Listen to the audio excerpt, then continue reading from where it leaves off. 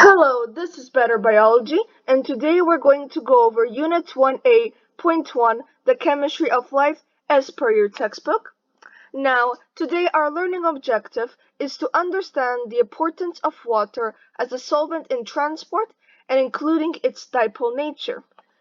Before we get started, in order to understand the chemistry of water, we need to first establish some basic chemistry bonding. One such fundamental is ionic bonding. Ionic bonding refers to the bonding between oppositely electrostatically charged ions, so meaning to say that these ions are held together by the attraction of opposite charges, so we would have a positively charged ion and a negatively charged ion, and so, as they're oppositely charged, they're going to attract with one another to form a compound. And now, ionic bonding only occurs between metals and nonmetals, where the metal atoms would lose electrons to form positively charged ions, which are also called cations, and the nonmetals would gain electrons to form negatively charged ions, which are also called anions. To put this illustratively, here we have a lithium atom, which is a metal, and the fluorine atom, which is a nonmetal. Now, the lithium atom will lose an electron, and the fluorine atom will gain an electron as lithium's electron is being donated to the fluorine atom. This would ultimately cause the fluoride ion to have a negative charge, as there are now more electrons than protons, and so overall there's a net negative charge. The lithium ion also now has a positive charge, as there are now more protons than electrons, so overall there is a net positive charge. As these two ions have opposite charges, they will attract one another and so are bonded together with one another to form a compound of lithium fluoride, since, as you know, unlike charges attract. Moving on, the next chemistry fundamental to cover is covalent bonding. This is a type of bonding where atoms are held together by sharing a bonded pair of electrons. Unlike ionic bonding, covalent bonding only occurs between nonmetals. To put this illustratively, here we have a fluorine and a hydrogen atom, each of which are both nonmetals. Now, here we have a hydrogen fluoride, where a hydrogen atom is bonded to a fluorine atom, and over here in the middle we have that shared bonded pair of electrons. The sharing of this bonded pair of electrons is what is keeping these atoms bonded with one another to form hydrogen fluoride. Now, how does this all relate to water?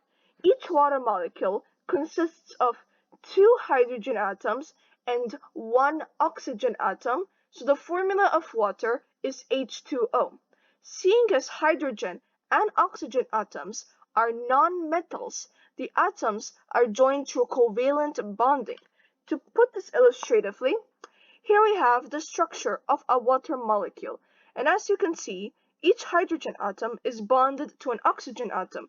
The way each of these hydrogen atoms are held together to the oxygen atom is through the sharing of a bonded pair of electrons. An interesting thing to point out is that in covalent bonding, not all the times is the bonded pair of electrons shared equally, which in return causes the formation of dipoles. Going in detail on what is a dipole exactly and how they're formed, a dipole is known as a separation of charge, which occurs when the atoms have a difference of electronegativity. Before I continue, for your Biology International A-level course, you do not need to know what electronegativity is. I just brought it up because I believe would help in the explanation on how dipoles are formed. Anywho, electronegativity refers to the ability of an atom to attract a bonded pair of electrons. To put this illustratively, here we have a hydrogen fluoride. Now, Fluorine is more electronegative than the hydrogen atom, and so fluorine would pull the bonded pair of electrons closer to itself. This would cause the bonded pair of electrons to be closer to the fluorine atom than the hydrogen atom, now causing fluorine to have a slight negative charge as the bonded pair of electrons are closer to it, and the hydrogen atom will have a slight positive charge as the bonded pair of electrons is further away from it. So hydrogen fluoride is a polar molecule, and something to be polar just means it can exhibit two charges, and here we have hydrogen fluoride exhibiting a slight positive charge on one end and a slight negative charge on the other end. Not to be confused, this is not a charge, but a slight charge, since a charge is obtained when an atom would lose or gain electrons. And here in this example, this does not happen. So a charge and a slight charge are different from one another, and we would indicate a slight charge using this symbol over here. So linking this all back with water, here we have a water molecule, and the oxygen atoms are more electronegative than the hydrogen atoms. And so the sharing of the bonded pair of electrons is not equal, and instead this bonded pair of electrons will be closer to the oxygen atom than the hydrogen atoms. Therefore, the oxygen atom will have a slight negative charge, whilst the hydrogen atom has a slight positive charge. Seeing how this molecule exhibits two charges, we would say that the water is a polar molecule. So, what if water is polar? This characteristics of water makes it an excellent solvent, also referred to as a universal solvent, as it is capable of dissolving more substances than any other liquid. I will explain shortly how the water's polar nature allows it to dissolve substances. Anyways, as a result of water being capable of dissolving lots of substances, of which being polar covalent compounds and ionic compounds, this makes water an excellent transport medium, as it can dissolve many substances, allowing for said substances to be carried around a system. For example, our blood contains 51% water, which would allow the blood to carry many substances such as urea, carbon dioxide, and glucose around the body, as these substances would dissolve into the water and so can be carried around. To illustrate how water's polarity can dissolve substances, here we have sodium chloride, an ionic compound where each sodium ion and chloride ions are being held with one another in a lattice structure, where the larger green circles are the chloride ions, whilst the smaller purple circles are the sodium ions in the diagram.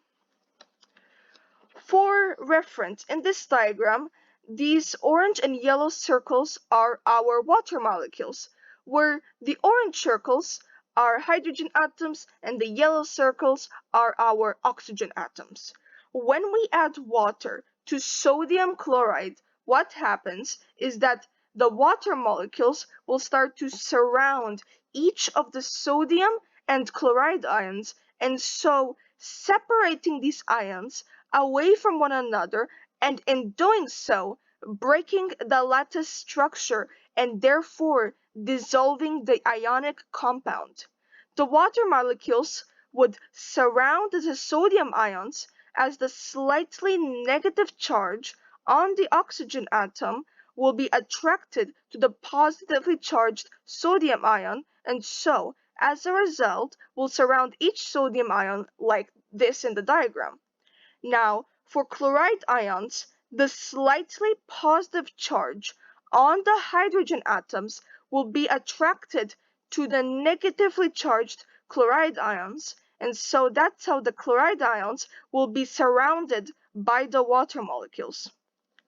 To reiterate, as we have water molecules surrounding the ions, so Na plus and Cl minus, it will disrupt their lattice structure and so would be dissolved as a result of the addition of water.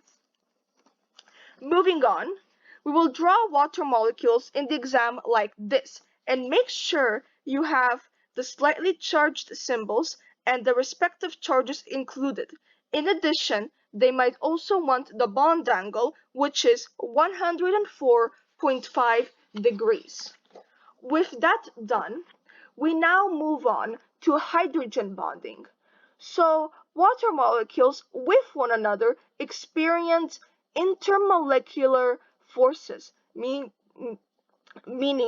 there are forces between molecules, and one such intermolecular force that water molecules experience with one another is hydrogen bonding.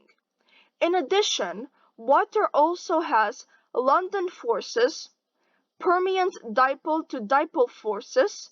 For your Biology International A-level course, you only need to know about hydrogen bonding in relations to water.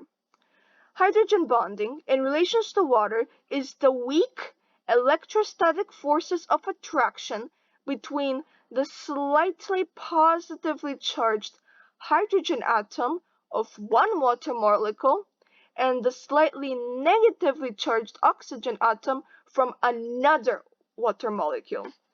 To put this illustratively, here we have water, lots of water molecules. The covalent bonds are represented as the full black lines here, and the dashed lines here represent the hydrogen bonding. As you can see, we have hydrogen bonding between slightly negatively charged oxygen atom from one water molecule to the slightly positive charged hydrogen atoms of another water molecule. One key idea to take away is this hydrogen bonding is between molecules, not within a molecule. So you won't see hydrogen bonding taking place within the water molecules, rather it will be between water molecules. Now, so what if water molecules experience hydrogen bonding? This attribute gives water a high surface tension, as the hydrogen bonding between water molecules allow them to almost stick to one another, keeping them attracted to one another. In addition, the main reason of this high surface tension is that the forces between water molecules, such as hydrogen bonding, is stronger than the attraction of water molecules and the air. This high surface tension is important as there are organisms that depend on it for their survival, and also it makes a good water, and also this property allows water to be a good transport system in plants, which will be explained later on in the course. Going back to how it's important to some organisms, here we have a basilisk lizard, and this lizard has evolved adaptations to take advantage of water's high surface tension to allow it to run on water. The lizard will run on water in order to escape from predators, so without water's high surface tension, this lizard species will have less opportunities to escape predators. There are also many other organisms which have taken advantage of water's high surface tension and depend on it for their survival. This is only one such example. Moving on, another characteristic of water is that when we freeze it to form ice, there is a decrease in density. This is very important as it allows for aquatic life to survive even though the temperature is below the freezing point of water. So when we have a large body of water, such as a lake, in winter below the freezing point of water, only the water near the surface will freeze to form ice, and as it is less dense, it will stay floating on the surface, and in doing so, ice acts as an insulative layer at the top, preventing the water from underneath from freezing solid, which would otherwise kill all aquatic life, and so allowing aquatic life to still be able to exist regardless of the freezing temperatures.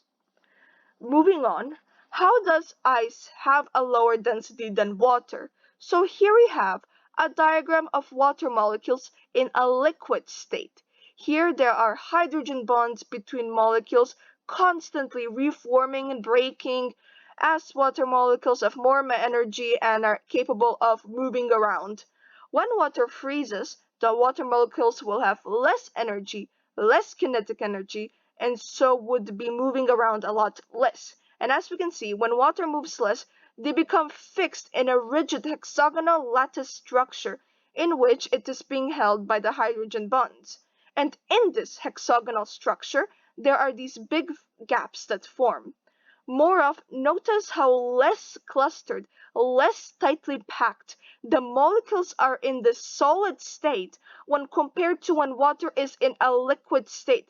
And so that's why ice has a lower density than liquid water. Another important characteristic of water that enables life is that water has a high specific heat capacity, meaning that water needs a lot of joules of energy to raise the temperature of water, meaning water absorbs and releases less heat energy.